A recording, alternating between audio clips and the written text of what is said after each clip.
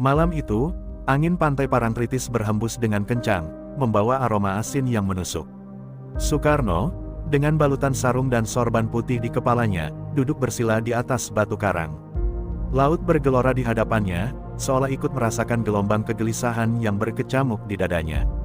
Ia telah melalui hari-hari penuh tekanan, rakyatnya semakin gelisah, penjajah masih menancapkan kuku kekuasaannya, dan para pemimpin lain mulai meragukan kemampuannya mempersatukan bangsa. Di tengah sunyi yang mencekam, ia menundukkan kepala, memejamkan mata, dan mulai melantunkan doa. "Apa yang harus kulakukan, Gusti?" bisiknya lirih. "Jika engkau benar-benar mengutus aku untuk membebaskan bangsa ini, tunjukkan jalannya. Aku lelah, tapi aku takkan menyerah." Tiba-tiba, angin bertiup lebih kencang, membuat sorbannya terhempas. Langit yang tadinya gelap berubah hijau zamrud, memancarkan sinar aneh yang tak berasal dari bulan atau bintang. Ombak yang semula memecah karang kini membentuk pusaran besar, seakan-akan lautan itu sendiri sedang membuka pintunya. Soekarno membuka matanya perlahan, tubuhnya membeku. Dari tengah pusaran air, muncullah seorang wanita anggun, dengan rambut hitam panjang yang tergerai hingga ke tanah, mengenakan kebaya hijau berkilauan seperti sisik naga. "Engkau memanggilku, Soekarno?" Suara wanita itu bergema, lembut namun tegas. Soekarno terdiam, suaranya tercekat. Wanita itu melangkah mendekat, kaki telanjangnya seolah melayang di atas air. Ia menatap Soekarno dengan mata yang berkilauan seperti batu permata, sorotnya menyimpan kekuatan yang sulit dijelaskan. "Jangan takut," lanjutnya, "aku telah lama menunggumu. Engkau adalah pemimpin yang dipilih oleh semesta." Soekarno akhirnya menemukan suaranya kembali. "Siapakah engkau?" tanyanya, suara beratnya sedikit bergetar. "Mengapa engkau datang padaku malam ini?" "Aku adalah Nyi Roro Kidul," jawab wanita itu sambil tersenyum. "Penguasa Laut Selatan, penjaga harmoni alam Nusantara. Aku telah mengamati perjuanganmu dari kejauhan, melihat bagaimana engkau mempertaruhkan segalanya demi bangsamu. Tapi aku juga melihat kegelisahanmu. Itu sebabnya aku datang. Jika engkau benar penguasa Laut Selatan," kata Soekarno, menatapnya dengan sorot tajam, "mengapa baru sekarang engkau menampakkan diri? Di mana engkau ketika rakyatku menderita? Mengapa engkau membiarkan penjajah merampas tanah air kami?" Nyi Roro Kidul terdiam sesaat, lalu melangkah lebih dekat. Angin berhembus lembut, seolah tunduk pada kehadirannya. "Karena setiap pemimpin harus menemukan kekuatannya sendiri," katanya akhirnya. "Aku tidak datang untuk mengambil bebanmu, Soekarno. Aku datang untuk menawarkan bantuan, jika kau bersedia menerima syaratnya." Soekarno menatapnya dengan alis yang mengernyit. Hatinya dipenuhi berbagai pertanyaan, tetapi suara wanita itu seakan memaku pikirannya. Di bawah cahaya zamrud langit dan gemuruh ombak yang semakin menenangkan, ia tahu bahwa pertemuan ini akan mengubah segalanya, tak hanya bagi dirinya, tetapi juga bagi nasib Indonesia yang ia perjuangkan. Soekarno berdiri, menatap Nyi Roro Kidul dengan sorot mata yang penuh kewaspadaan. Wanita itu, dengan keanggunan yang hampir tak terbayangkan, mengulurkan tangan. "Ikuti aku," katanya lembut, namun nadanya tak mengizinkan penolakan. Soekarno ragu sejenak, namun, entah mengapa, kakinya melangkah, mengikuti wanita itu yang berjalan menuju pusaran air besar di tengah lautan. "Kemana kau membawaku?" tanyanya tegas. "Ke tempat di mana kau akan melihat apa yang belum terjadi, dan apa yang mungkin terjadi," jawab Nyi Roro Kidul tanpa menoleh. Suaranya bergema di antara deburan ombak, seolah menyatu dengan alam. Seketika, Soekarno merasakan tubuhnya terhisap oleh kekuatan yang luar biasa. Dunia di sekelilingnya berubah, menjadi cahaya hijau terang yang menyilaukan. Detik berikutnya, ia berdiri di sebuah istana megah di dasar laut. Pilar-pilar tinggi dari batu koral memancarkan cahaya lembut, dan langit-langitnya seolah-olah terbuat dari permata biru yang berkilauan. Namun, bukan keindahan itu yang menarik perhatian Soekarno, melainkan sebuah cermin besar di tengah ruangan. "Lihatlah ke dalamnya," perintah Nyi Roro Kidul sambil menunjuk cermin tersebut. "Di sanalah kebenaran yang kau cari akan terungkap." Soekarno mendekat, jantungnya berdetak kencang. Cermin itu memancarkan bayangan, bukan dirinya, melainkan Indonesia di masa depan. Ia melihat rakyatnya bersorak di bawah bendera merah putih, merayakan kemerdekaan yang telah lama diperjuangkan. Wajahnya dipenuhi harapan, tetapi, kebahagiaan itu hanya bertahan sesaat. Gambaran di cermin berubah menjadi adegan kekacauan, pertumpahan darah, konflik antar saudara, pengkhianatan. Kuberi kau kekuatan untuk mencapai kemerdekaan, kata Nyi Roro Kidul, memecah keheningan. Tetapi tanpa perlindunganku, bangsa ini akan terjerumus ke dalam kehancuran. Kau harus memilih, Soekarno. Aku bisa melindungi bangsamu dari bayangan kelam ini. Namun, kau harus bersedia menerima syaratku. Soekarno mundur selangkah, matanya masih terpaku pada cermin. Apa syarat yang kau maksud? Tanyanya, suaranya lebih rendah dari biasanya. Nyi Roro Kidul mendekat, berdiri hanya beberapa langkah darinya. Jadilah pasangan spiritualku. Ikatkan takdirmu pada Laut Selatan. Dengan begitu, kekuatanku akan menjadi milikmu. Kau akan mendapatkan karisma dan keberanian yang tiada banding, dan bangsamu akan berada di bawah perlindungan kekuatan gaibku. Kata-kata itu menggema dalam benak Soekarno. Ia memalingkan wajah dari cermin, menatap lurus ke mata wanita di hadapannya. Kau meminta terlalu banyak, katanya tajam. Aku adalah milik rakyatku. Aku tidak bisa menyerahkan diriku pada dunia yang tidak kasat mata. Itu adalah pengkhianatan bagi mereka. Nyi Roro Kidul tersenyum, sebuah senyum yang penuh misteri. Kau adalah seorang pemimpin, Soekarno, tetapi juga seorang manusia. Pengorbanan adalah bagian dari tugasmu. Pikirkanlah, tawaran ini tidak hanya untukmu, tetapi untuk masa depan Indonesia. Suasana di ruangan itu menjadi hening. Soekarno berdiri di tengah dilema yang tak pernah ia bayangkan sebelumnya. Di satu sisi adalah janji kekuatan dan perlindungan, di sisi lain adalah keyakinannya pada kekuatan manusiawi dan perjuangan tanpa bantuan gaib. Dan di tengah lautan kebimbangan itu, ia hanya bisa bertanya dalam hatinya, apa yang harus kulakukan demi tanah air ini? Soekarno berdiri kaku di hadapan Nyi Roro Kidul, diapit oleh keheningan istana megah di dasar laut. Kata-kata wanita itu terus menggema di benaknya, jadilah pasangan spiritualku. Ikatkan takdirmu pada Laut Selatan. Tubuhnya terasa berat, seolah terbebani oleh keputusan yang harus diambil. Di satu sisi, ia memahami tawaran ini adalah jalan untuk melindungi bangsanya dari kehancuran. Di sisi lain, ia takut kehilangan jati dirinya sebagai manusia yang hidup untuk rakyat, bukan untuk kekuatan gaib. Apa jaminannya? Tanya Soekarno akhirnya, dengan suara tegas namun sedikit bergetar. Apa yang kau katakan ini bukan tipu daya.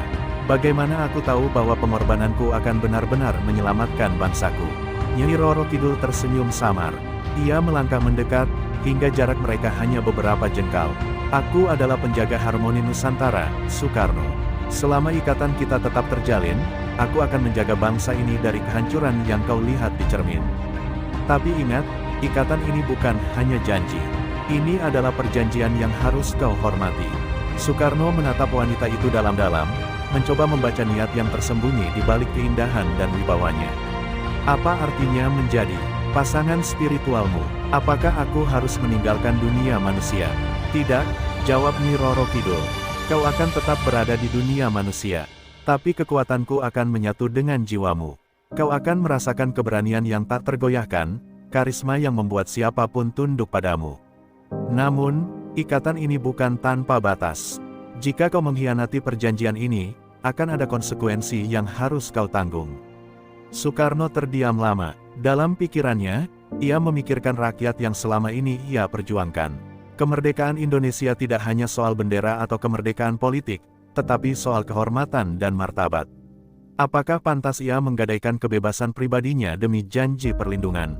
Namun, bayangan kehancuran yang ia lihat di cermin kembali menghantuinya. Akhirnya, dengan suara berat, ia berkata, jika ini adalah jalan yang harus aku tempuh demi rakyatku, aku akan menerimanya. Tapi ketahuilah, aku tetap seorang manusia. Hatiku milik rakyatku, bukan dunia gaib. Nyi Roro Kidul tersenyum, kali ini dengan tatapan penuh kemenangan. Keputusan yang bijaksana, katanya lembut. Ia mengangkat tangannya, dan seketika ruangan istana dipenuhi cahaya zamrud. Dengan ini, perjanjian kita terjalin. Kekuatan Laut Selatan kini menjadi bagian dari dirimu. Tapi ingat, Soekarno, setiap kekuatan ada batasnya. Dan setiap perjanjian ada akhirnya. Tiba-tiba, Soekarno merasakan sesuatu yang luar biasa mengalir melalui tubuhnya. Dingin seperti air laut, namun membawa kehangatan di dalamnya. Tubuhnya bergetar, tetapi ia merasa lebih kuat dari sebelumnya.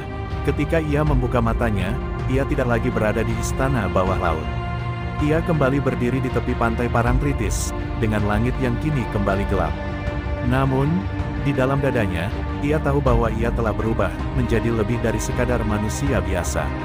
Soekarno menatap lautan yang berkilauan di bawah cahaya bulan. "Indonesia," bisiknya pelan, "aku telah menyerahkan segalanya untukmu. Jangan biarkan pengorbananku sia-sia." Dengan tekad yang membara, ia melangkah pergi, meninggalkan pantai dan misteri yang menyelimutinya, menuju perjuangan yang lebih besar. Hari-hari setelah perjanjian dengan Nyi Roro Kidul berlalu dengan kecepatan yang tak pernah Soekarno rasakan sebelumnya. Ia merasa seolah-olah ada kekuatan tak tampak yang menggerakkan setiap langkahnya. Dalam rapat-rapat dengan para pemimpin perjuangan, suaranya terdengar lebih lantang, lebih meyakinkan. Setiap kata yang keluar dari bibirnya seolah mampu menggetarkan hati mereka yang mendengarnya. Rakyat mulai merasakan energi yang berbeda, seperti ada sesuatu yang tak kasat mata yang memberi mereka harapan baru. Namun, di dalam hatinya, Soekarno masih merasa ada sesuatu yang hilang, sesuatu yang lebih besar dari sekadar kekuatan politik. Pada suatu malam, Soekarno berdiri di balkon istana, menatap luasnya langit yang dipenuhi bintang. Sesaat, ia merasakan kehadiran yang akrab, seolah bayangan Nyi Roro Kidul hadir di sampingnya. "Kau telah melihat perubahan dalam dirimu, Soekarno," suara wanita itu bergema lembut. Soekarno menoleh, namun hanya ada hembusan angin malam yang menyapa wajahnya. Ia tersenyum kecut. "Ya, aku merasakannya," jawabnya, suaranya serak. "Namun, ada sesuatu yang semakin membebani pikiranku." "Apa itu?" tanya Nyi Roro Kidul dengan nada penuh perhatian. Soekarno menghela napas panjang, menatap ke jauh di kejauhan.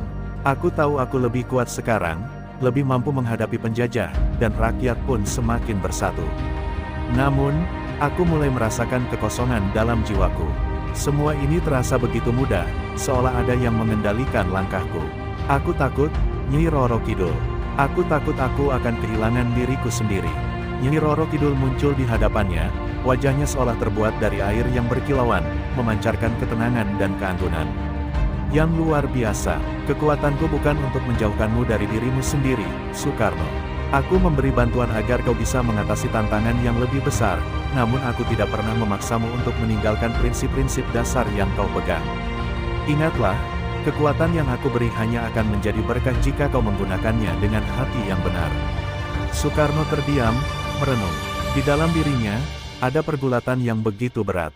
Ia sudah berjanji untuk memimpin bangsa ini menuju kemerdekaan, tetapi kini, kekuatan gaib yang ia terima seolah mengancam kemurnian niatnya. Dalam pertemuan-pertemuan dengan tokoh-tokoh perjuangan, ia merasa semakin mudah untuk memanipulasi situasi, membuat orang-orang mengikutinya tanpa ragu. Ia takut jika suatu saat, karisma yang ia miliki akan membuatnya lupa pada tujuannya yang sejati. "Aku ingin Indonesia merdeka," kata Soekarno, akhirnya mengungkapkan keraguan yang selama ini ia pendam. "Tapi aku tidak ingin menjadi boneka dari kekuatan yang lebih besar. Aku ingin memastikan bahwa keputusan yang aku buat adalah untuk rakyat, bukan untuk kepentingan pribadi atau kekuatan luar." Nyi Roro Kidul menatapnya dengan penuh pengertian. "Itulah ujian terberat, Soekarno. Kekuatan yang aku beri hanya akan berfungsi jika kau tetap berpegang pada tujuanmu yang asli, kemerdekaan bagi bangsamu. Jika kau tergelincir, maka kekuatan ini akan menuntut imbalannya. Bukan aku yang akan mengambilnya, tetapi kekuatan yang lebih besar dari yang kau bayangkan." Soekarno menatap ke laut yang tampak jauh di bawah istana Laut Selatan, dan dalam keheningan malam itu, ia merasa sebuah keputusan besar menanti di hadapannya. Ia tahu bahwa kekuatan yang telah ia terima membawa tanggung jawab yang tak terhingga. Dan ia berjanji, dalam hati, untuk tidak menyerah pada godaan yang bisa menghancurkan jiwanya, untuk tetap setia pada cita-cita yang lebih tinggi, yaitu kemerdekaan Indonesia yang sejati. Meskipun Soekarno merasakan kekuatan yang luar biasa mengalir dalam dirinya, ia tetap berjuang dengan segenap hati untuk menjaga integritasnya. Setiap langkahnya, setiap keputusan yang diambilnya, selalu dilandasi oleh keyakinan bahwa kemerdekaan Indonesia adalah harga mati. Namun, bayangan ketergantungan pada kekuatan gaib itu tak dapat diabaikan. Dalam rapat-rapat rahasia dengan para pemimpin perjuangan, Soekarno mulai merasakan kegelisahan yang semakin dalam. Ada rasa curiga yang mulai berkembang, bukan hanya terhadap para penjajah, tetapi juga terhadap orang-orang terdekatnya. Hari itu, di ruang rapat, Soekarno duduk dengan para pemimpin militer dan sipil, membahas strategi melawan Belanda yang semakin menggila. Namun, Pandangannya kosong, pikirannya terpecah. Setiap wajah yang ia lihat terasa asing, dan ia mulai meragukan apakah mereka benar-benar menginginkan kemerdekaan atau hanya kepentingan pribadi semata.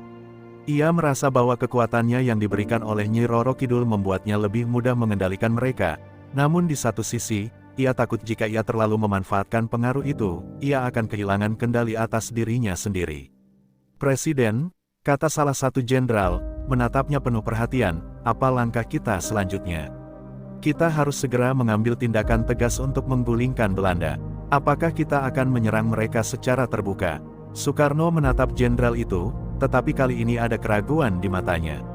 Ia melihat wajah jenderal itu, tetapi hatinya bertanya-tanya, apakah dia benar-benar setia? Atau apakah ini hanya permainan untuk mendapatkan kekuasaan? Kekuatan yang baru ia terima membuat setiap gerak tubuh dan ekspresi wajah orang-orang di sekitarnya semakin terbaca. Ia merasa bisa membaca niat mereka, seolah-olah setiap orang memiliki rahasia yang tersembunyi. "Tidak ada yang lebih penting dari perjuangan. Kita untuk Indonesia merdeka," jawab Soekarno dengan suara berat. Namun, dalam hatinya, suara yang berbeda berbisik, "Mereka hanya ingin melihat seberapa jauh kekuatanmu, Soekarno. Mereka tahu bahwa denganmu, mereka bisa mengubah segalanya." Setelah rapat selesai, Soekarno berjalan keluar dengan langkah yang cepat. Ia merasa udara begitu panas, seolah setiap napasnya semakin sesak. Di luar, langit mulai gelap, dan ombak laut yang jauh terdengar seolah membawa kabar buruk. Ia teringat akan peringatannya Nyi Roro Kidul, bahwa kekuatannya hanya akan bertahan jika ia tetap menjaga tujuannya yang mulia. Tetapi di saat yang sama, ia juga merasa semakin terisolasi, seolah tak ada satupun orang yang bisa ia percayai sepenuhnya. Tiba-tiba, bayangan gelap melintas di depan matanya, sebuah gambaran dari masa depan yang kelam. Soekarno terkejut, dan ia teringat kembali pada visi yang pernah ia lihat di dalam cermin Laut Selatan, ketika perpecahan mulai merusak Indonesia. "Akankah rakyatku menjadi korban dari ambisi mereka sendiri?" pikirnya. Keputusan-keputusan yang ia buat kini terasa seperti jalan dua arah. Jika ia tidak hati-hati, kekuatan yang ia gunakan bisa berbalik menghancurkannya. Di malam yang sunyi itu, Soekarno berjalan menuju pantai Parangtritis, tempat pertama kali ia bertemu dengan Nyi Roro Kidul. Laut Selatan yang luas menghadapinya, dan angin malam yang membawa aroma asin menyentuh wajahnya. "Nyi Roro Kidul," panggilnya dengan suara keras, memecah keheningan. "Tunjukkan padaku jalan yang benar. Aku merasa semakin jauh dari jalan yang seharusnya kutempuh." Sebentar kemudian, Nyi Roro Kidul muncul di hadapannya, lebih anggun dan lebih menakutkan dari sebelumnya. "Apakah kau ragu, Soekarno?" tanyanya dengan suara lembut, namun ada kekuatan besar yang mengalir dari setiap kata-katanya. "Kekuatanku tetap ada di dalam dirimu. Tetapi ingat, aku hanya bisa membantumu jika kau tidak melupakan tujuanmu yang sejati. Jika kau memilih untuk mengorbankan integritasmu demi kekuasaan, maka kekuatan ini tidak akan melindungimu lagi." Soekarno menundukkan kepala, merasakan bebannya semakin berat. Namun, di dalam hatinya, ia tahu, saat ini, ia harus menemukan jalan yang benar. Bukan hanya untuk Indonesia, tetapi juga untuk dirinya sendiri. Malam itu, Soekarno kembali berdiri di tepi laut, menatap gelapnya samudra yang tak berbatas. Ombak yang bergulung-gulung, tak pernah berhenti, seakan memanggilnya. Dalam hatinya, ada perasaan kosong yang terus mengganjal, seperti ada dua kekuatan yang menariknya ke arah yang berbeda. Kekuatan yang diberikan oleh Nyi Roro Kidul mulai terasa seperti belenggu. Ia semakin merasa bahwa tak hanya dirinya yang terikat, tetapi juga masa depan bangsa ini, yang bergantung pada perjanjian yang telah dibuat. Setiap keputusan yang ia ambil terasa seperti beban yang semakin berat. "Lepaskanlah beban itu, Soekarno." Suara lembut itu kembali memecah keheningan malam. Soekarno menoleh, melihat sosok Nyi Roro Kidul berdiri di hadapannya, seperti siluet yang muncul dari dalam lautan. Wajahnya selalu tenang, seolah tak ada kekhawatiran yang menghantuinya. "Apa yang mengganggumu?" tanya Nyi Roro Kidul, suaranya seperti angin yang berbisik lembut. Soekarno menatap wanita itu, perasaan terperangkap di antara dua dunia. "Aku merasa terpecah, Nyi Roro Kidul. Aku diberi kekuatan yang luar biasa, tetapi itu membuatku kehilangan kendali. Rakyatku percaya padaku, tetapi aku merasa semakin jauh dari mereka.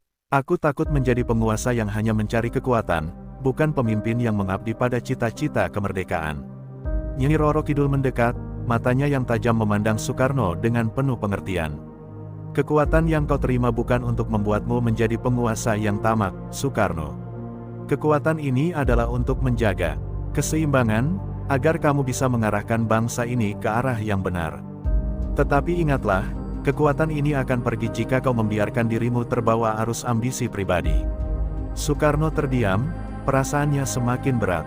Aku ingin Indonesia merdeka, Nyi Roro Kidul. Itu satu-satunya tujuanku. Tetapi aku mulai merasa bahwa aku mengorbankan sesuatu yang lebih penting, jiwaku sendiri. Apa gunanya kemerdekaan jika aku kehilangan diri sendiri dalam prosesnya? Nyi Roro Kidul mengangkat tangannya, dan seketika itu juga angin laut bertiup lebih kencang, seakan membentuk pusaran di sekitar mereka. Kemerdekaan adalah hak setiap bangsa, Soekarno. Tetapi jiwa seorang pemimpin harus kuat. Jika kau menyerahkan jiwa dan integritasmu demi kekuasaan atau ambisi pribadi, kemerdekaan itu akan hampa. Kau harus memilih dengan bijak, apakah kau akan terus menegakkan prinsip-prinsip yang benar, ataukah kau akan tenggelam dalam godaan kekuasaan. Soekarno merasa tubuhnya terguncang oleh kata-kata itu. Dalam dirinya, ada suara yang terus berteriak, memanggilnya untuk tetap setia pada rakyat, pada cita-cita perjuangan yang telah lama diperjuangkan. Namun, di sisi lain, ada juga bisikan kekuatan gaib yang memintanya untuk melangkah lebih jauh, untuk mengubah sejarah, bahkan jika itu berarti harus mengorbankan diri sendiri. Ia merasakan angin laut semakin keras, seperti sebuah pertarungan yang terjadi di dalam dirinya. Hati dan pikirannya terombang-ambing, antara kewajiban sebagai pemimpin yang harus membawa Indonesia merdeka, dan ketakutannya akan kehilangan jati diri. Di tengah pergolakan batin itu, Soekarno tahu bahwa ia harus membuat keputusan besar. Keputusan yang akan menentukan takdir dirinya dan bangsa ini. Pagi itu, Soekarno terbangun dengan perasaan yang berbeda. Ketika ia memandang cermin, ia tidak lagi melihat wajah yang dikenalnya. Ada sesuatu yang berubah, entah itu dari dalam dirinya atau dari dunia di sekitarnya. Pandangannya yang biasanya tajam kini tampak buram, seolah-olah ada kabut yang menghalangi. Di dalam hatinya, kegelisahan mulai tumbuh seperti benih yang tak bisa dihentikan. Ia tahu, waktunya untuk memilih sudah tiba. Rapat dengan para pemimpin gerakan kemerdekaan akan dimulai sebentar lagi, dan Soekarno merasa tak yakin apakah ia bisa terus memimpin mereka dengan cara yang benar. Bayangan Nyi Roro Kidul, dengan segala wibawa dan kekuatan yang tak terlukiskan, terus menghantui pikirannya. Setiap kali ia merasa lemah, bayangan itu selalu datang memberi kekuatan, tetapi juga mengingatkannya akan perjanjian yang telah dibuat, perjanjian yang bisa saja mengorbankan jati dirinya sebagai pemimpin sejati. Pilihlah dengan bijak, Soekarno. Suara Nyi Roro Kidul kembali terdengar di telinganya, seperti bisikan yang datang dari dalam lautan. Kekuatan yang aku beri bukan tanpa harga. Jika kau memilih untuk terus berjalan di jalanku, kau akan mendapatkan semua yang kau inginkan. Tetapi jika kau memilih jalan yang lain, jalan yang bebas, maka semua kekuatan itu akan hilang begitu saja. Soekarno menekan kepalanya dengan tangan, merasakan beratnya pilihan yang harus diambil. Setiap kata Nyi Roro Kidul adalah sebuah godaan yang tak bisa diabaikan, tetapi di dalam dirinya, ada suara lain yang lebih kecil, namun lebih kuat, suara hati nuraninya yang berkata bahwa kemerdekaan sejati tidak bisa dibangun atas dasar ketergantungan pada kekuatan gaib. Kemerdekaan adalah hak rakyat, bukan hasil dari perjanjian dengan makhluk yang lebih besar dari manusia. Akhirnya, Soekarno memutuskan untuk pergi ke ruang rapat. Di sana, ia bertemu dengan para pemimpin yang selama ini mendampinginya dalam perjuangan. Wajah-wajah mereka penuh dengan harapan, tetapi Soekarno bisa merasakan keraguan yang semakin membesar dalam dirinya. Ia tahu bahwa jika ia berbicara, dengan kekuatan yang ia miliki, mereka akan mengikuti dengan buta. Tetapi jika ia menanggalkan semua itu, apakah mereka masih akan percaya padanya? Ketika rapat dimulai, Soekarno merasa matanya tertuju pada setiap wajah yang ada di ruangan itu. Rasa cemas menyelimuti dirinya. Ia ingin berbicara tentang kemerdekaan yang sejati, tentang bangsa yang bebas dari segala penjajahan, tetapi setiap kata yang hendak ia ucapkan terasa terhalang oleh sebuah kekuatan yang lebih besar, sebuah kekuatan yang berasal dari dalam dirinya, yang berasal dari perjanjian dengan Nyi Roro Kidul. Apa yang harus kita lakukan, Soekarno? Tanya salah satu pemimpin. Suaranya terdengar penuh harap, seperti menanti petunjuk dari sosok yang sudah mereka anggap sebagai pemimpin besar. Soekarno menatap mereka semua dengan tatapan tajam. Suasana hening sesaat, Sebelum akhirnya ia berkata, "Kita akan melanjutkan perjuangan ini, tetapi bukan dengan kekuatan yang datang dari luar diri kita. Kemerdekaan kita tidak bisa dibangun dengan cara yang bisa merusak integritas kita sebagai bangsa. Kita akan merdeka dengan kekuatan kita sendiri, dengan keyakinan dan perjuangan yang sejati." Ketika kata-kata itu keluar, ia merasa sebuah perubahan besar terjadi dalam dirinya. Tiba-tiba, udara di ruangan itu terasa lebih ringan, dan ketegangan yang selama ini ia rasakan seolah menguap. Namun, dalam hatinya, ia tahu bahwa keputusan ini mungkin berarti berpisah dengan kekuatan yang selama ini ia rasakan begitu kuat. Ia telah memilih jalannya, jalan yang bebas dari pengaruh gaib. Soekarno menatap langit yang terlihat cerah melalui jendela, merasakan kedamaian yang baru ditemukan. Di dalam hatinya, ia tahu bahwa kemerdekaan yang sejati hanya bisa tercapai jika bangsa ini berdiri dengan kaki sendiri. Namun, ia juga menyadari bahwa ujian yang sebenarnya baru saja dimulai. Perjuangan untuk kemerdekaan Indonesia bukan hanya melawan penjajah, tetapi juga melawan segala godaan dan ambisi yang bisa mengancam jiwa bangsa ini. Hari-hari setelah keputusan Soekarno untuk menanggalkan kekuatan gaib yang ia terima terasa seperti langkah berat yang penuh dengan tantangan. Meskipun kata-katanya di rapat para pemimpin telah memantapkan tekadnya, batinnya masih bergolak. Setiap malam, ia terbangun dengan rasa cemas yang semakin dalam. Ada kekosongan yang terasa semakin menggerogoti hatinya, seolah-olah ia telah melepaskan bagian dari dirinya yang selama ini memberinya kekuatan. Perjuangan kemerdekaan yang sudah di depan mata, kini terasa semakin sulit tanpa bantuan yang ia anggap sebagai pelindung. Malam itu, ia kembali berdiri di tepi laut, di tempat yang pertama kali ia berjanji untuk menolong bangsa ini. Laut Selatan, yang dulu memberikan kekuatan luar biasa, kini tampak asing baginya. Laut itu tampak lebih gelap, lebih menakutkan. Soekarno merasakan bayangan-bayangan masa lalunya berputar di hadapannya, seperti menghantui langkahnya. "Nyai Roro Kidul," bisiknya, suaranya serak, "aku telah membuat pilihan. Aku harus menjalani jalan ini dengan tangan kosong, dengan kekuatan rakyat yang sejati." Sejenak, ia merasa gemuruh ombak yang memecah kesunyian malam itu, dan tiba-tiba, sosok Nyai Roro Kidul muncul dari dalam laut. Wajahnya yang anggun, namun penuh misteri, menatap Soekarno dengan matanya yang berkilau. "Kau memilih jalanmu sendiri, Soekarno." Suaranya begitu lembut, namun ada tekanan yang tak bisa diabaikan. "Kau tahu apa yang akan terjadi jika kau menolak kekuatanku. Kemerdekaan itu bukan hanya soal memimpin, tetapi soal mempertahankan kekuasaan." Soekarno menatapnya dengan pandangan teguh. "Aku memilih untuk memperjuangkan kemerdekaan dengan cara yang benar, bukan dengan kekuatan yang bisa mengubah jalan hidupku. Aku ingin Indonesia merdeka, tetapi bukan dengan cara mengorbankan jiwaku sendiri. Aku tidak bisa terus menjadi alat dari kekuatan yang lebih besar. Indonesia membutuhkan pemimpin yang berdiri dengan prinsip, bukan dengan bayang-bayang gaib." Nyai Roro Kidul menatapnya dalam diam, seolah mengukur kedalaman tekadnya.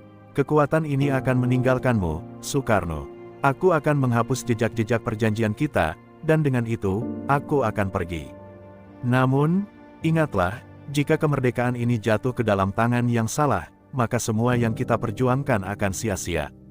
Dunia ini tidak hanya dipenuhi oleh kebaikan, ada kekuatan gelap yang selalu mengintai." Dengan kata-kata itu, Nyai Roro Kidul mulai menghilang, tubuhnya larut dalam ombak laut yang menggelora. Soekarno merasa tubuhnya tiba-tiba terasa kosong, kehilangan sesuatu yang sangat berharga, tetapi di saat yang sama, ada rasa lega yang datang. Ia tahu bahwa pilihan yang ia buat adalah untuk bangsa, dan meskipun tidak ada lagi kekuatan yang menjaganya, ia merasa lebih bebas dari sebelumnya. Soekarno berjalan perlahan meninggalkan pantai, langkahnya kini lebih mantap, meskipun jiwanya masih dipenuhi oleh keraguan. Di dalam dirinya, ia menyadari bahwa jalan yang ia pilih mungkin penuh dengan rintangan yang lebih besar. Tanpa kekuatan gaib, ia harus mengandalkan kemampuannya sendiri, dan yang lebih penting, ia harus meyakinkan rakyat bahwa kemerdekaan adalah hak mereka yang paling sah, bukan sebuah hadiah dari kekuatan luar. Langit malam itu semakin cerah, dan di kejauhan, ia bisa melihat bintang-bintang yang menyinari kegelapan. Soekarno berhenti sejenak, menatap bintang-bintang itu, dan dalam hatinya ia berdoa, semoga Indonesia bisa mencapai kemerdekaan yang sejati. Ia tahu, perjalanan ini akan panjang dan penuh tantangan, tetapi kini ia merasa lebih siap untuk menghadapinya. Ia siap menuntun bangsa ini, tanpa ada bayang-bayang kekuatan yang lebih besar mengatur langkahnya. Ini adalah awal dari segala sesuatu yang baru, katanya pada dirinya sendiri. Kemerdekaan Indonesia akan datang dari rakyat, bukan dari kekuatan yang datang dari luar. Dan aku akan memastikan, bahwa tidak ada satupun kekuatan yang dapat merusak cita-cita ini. Keputusan Soekarno untuk melepaskan kekuatan gaib yang diberikan oleh Nyi Roro Kidul terasa seperti langkah besar menuju kemerdekaan sejati, namun juga membawa ketegangan yang semakin meningkat dalam dirinya. Setelah perpisahannya dengan Laut Selatan, ia merasa seakan ada sesuatu yang hilang, seakan kekuatan yang pernah mengalir dalam tubuhnya telah menguap. Namun, meskipun begitu, ia tahu bahwa jalan yang ia pilih ini adalah untuk kepentingan bangsa Indonesia. Rakyat yang menaruh harapan padanya, bukan kekuatan gaib yang tidak tampak wujudnya. Hari-hari berlalu dengan cepat, dan Soekarno mulai merasakan perubahan yang drastis. Semangat perjuangan yang dulu membara kini mulai memudar, dan semakin banyak suara-suara keraguan yang muncul di kalangan pemimpin dan rakyat. Tanpa kekuatan yang mengarahkannya, Soekarno merasa seperti kapal yang kehilangan nahkodanya. Di ruang-ruang rapat, wajah-wajah yang dulunya penuh keyakinan kini dipenuhi dengan keraguan. Rakyat mulai mempertanyakan arah perjuangan, dan para pemimpin mulai meragukan kemampuan Soekarno untuk membawa mereka ke garis finish kemerdekaan. Malam itu, di tengah heningnya istana, Soekarno duduk sendiri di ruang kerjanya. Cahaya lampu yang redup membuat bayangannya terlihat panjang, dan di luar jendela, suara angin malam yang datang dari laut terdengar semakin keras. Bayangan Laut Selatan kembali datang, seakan menggoda dengan suara yang familiar. Tanpa terasa, Soekarno menoleh ke jendela, merasakan angin yang berhembus pelan, dan seketika itu juga, bayangan sosok yang ia kenal muncul di hadapannya. Nyi Roro Kidul, dengan aura yang tak terlukiskan, berdiri di hadapan Soekarno, seolah baru saja keluar dari lautan yang luas. Wajahnya yang tenang namun penuh kekuatan menatap Soekarno dengan tajam. "Apa yang kau rasakan sekarang, Soekarno?" Tanyanya dengan suara yang begitu dalam, seolah bisa menembus setiap lapisan perasaan Soekarno. Soekarno menghela napas panjang, mencoba untuk tetap tenang meskipun di dalam dirinya ada gejolak yang tak tertahan. "Aku merasa kehilangan, Nyai. Keputusan yang kuambil membuatku terlepas dari kekuatan yang dulu membantuku. Aku merasa lebih lemah, dan orang-orang yang dulu percaya padaku kini mulai meragukan kemampuanku. Aku merasa seperti tidak bisa lagi memimpin mereka, seperti aku telah melepaskan bagian dari diriku yang sangat penting." Nyi Roro Kidul memandangnya dengan tatapan yang penuh pengertian, namun juga dengan sedikit kekuatan yang tidak bisa ditangkal. "Kekuatan yang aku berikan padamu bukanlah segalanya, Soekarno. Tetapi percayalah, jika kau ingin mengubah takdir bangsa ini, kau harus memiliki keyakinan pada dirimu sendiri, bukan pada kekuatan yang datang dari luar. Perjuangan ini adalah tentang integritas dan keteguhan hati. Jika kau ingin berdiri tegak, kau harus percaya bahwa rakyat akan mengikutimu, meskipun tanpa bantuan gaib." Soekarno menatap wajah Nyi Roro Kidul yang memancarkan kekuatan yang begitu besar. "Aku ingin memimpin mereka dengan kekuatan yang datang dari hati, bukan dari bayang-bayang kekuatan yang lebih besar. Tetapi aku takut, apakah aku cukup kuat untuk melakukannya?" Suaranya terdengar penuh keraguan, seperti ada sesuatu yang menahan langkahnya. Nyi Roro Kidul mendekat, dan untuk pertama kalinya, Soekarno merasakan kelembutan yang luar biasa dalam kehadirannya. "Kekuatan sejati tidak datang dari luar, Soekarno. Kekuatan sejati ada dalam dirimu. Jika kamu terus mencari kekuatan di luar dirimu, kamu akan kehilangan dirimu sendiri. Ingatlah, tidak ada yang lebih kuat daripada keyakinan yang tumbuh dari hati yang tulus. Bangsa ini membutuhkan pemimpin yang berdiri di atas prinsip dan keadilan, bukan yang mencari perlindungan dari kekuatan yang lebih besar." Soekarno merasa sebuah keheningan yang mendalam menyelimuti hatinya. Kata-kata Nyi Roro Kidul, meskipun lembut, membawa ketegasan yang menembus keraguan dalam dirinya. Tanpa disadari, ia merasa kehadirannya menjadi semakin kuat. Ia tahu bahwa untuk memimpin Indonesia ke arah yang lebih baik, ia harus sepenuhnya bergantung pada dirinya sendiri, pada kekuatan rakyat, dan pada keyakinan yang tak tergoyahkan pada cita-cita kemerdekaan. Saat sosok Nyi Roro Kidul mulai menghilang, tubuh Soekarno terasa lebih ringan, dan di dalam hatinya ada sebuah keteguhan yang baru. "Aku akan memimpin dengan cara yang benar," katanya dalam hati, "dan Indonesia akan merdeka dengan cara yang mulia. Tidak ada yang bisa menghentikan kita. Hari yang telah lama dinantikan akhirnya datang." Soekarno berdiri di depan rakyat Indonesia yang penuh semangat, menyaksikan ribuan mata yang menatapnya dengan harapan yang tak terungkapkan. Di balik senyum dan sorot mata penuh keyakinan, Soekarno merasakan perasaan yang sangat berat di dalam hatinya. Hari ini adalah puncak dari seluruh perjuangan yang telah dilalui, perjuangan yang bukan hanya melawan penjajah, tetapi juga melawan segala godaan kekuasaan dan ambisi pribadi. Ia tahu, keputusan yang ia ambil selama ini tidak hanya membentuk dirinya, tetapi juga takdir bangsa ini. Di hadapannya, para pemimpin bangsa berdiri, menyaksikan dengan penuh ketegangan, menunggu pidato yang akan mengukuhkan Indonesia sebagai negara merdeka. Namun, dalam dirinya, Soekarno merasa seolah dunia terhenti sejenak. Kata-kata yang akan ia ucapkan bukan hanya untuk menyambut kemerdekaan, tetapi juga untuk menegaskan bahwa kemerdekaan Indonesia adalah hasil dari kerja keras, pengorbanan, dan keteguhan hati rakyat, bukan dari bantuan kekuatan yang lebih besar yang pernah ada di baliknya. Di bawah langit yang cerah, dengan angin yang berhembus pelan, Soekarno mulai berbicara, suara lantang dan penuh percaya diri mengalir keluar dari mulutnya.